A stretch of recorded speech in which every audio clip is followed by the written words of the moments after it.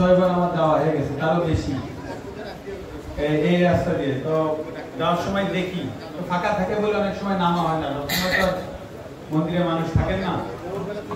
তো আপনারা ডাকলে এই রাস্তাটা আমি সবসময় ব্যবহার করি যাওয়া আসায়। যখনই আপনারা ডাকবেন আমাকে পাবেন, এটা নিয়ে কোনো সন্দেহ নেই। যখনই ডাকবেন তখনই পাবেন। এই যে আমার শরীর খারাপ, আমি সারাদিন বিছানা থেকে উঠতেই পারিনি, তারপরেও আমার এখানে কথা দেওয়া উচিত, যতই কষ্ট হোক আমার এখানে আসতেই হবে। তো আমি আপনাদের প্রতি চিরকৃতজ্ঞ।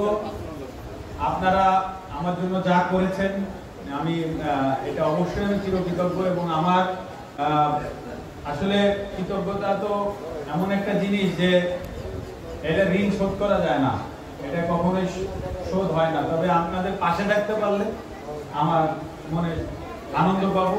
সে আনন্দ থেকে এসেছি, ভবিষ্যতে সে আনন্দ থেকে আপনাদের জন্য কাজ করতে চাই। আপনারা সবাই ভালো থাকেন, সুস্থ থাকেন, আমার জন্য দোয়া করেন। জয় বাংলা, জয় বঙ্গবন্ধু।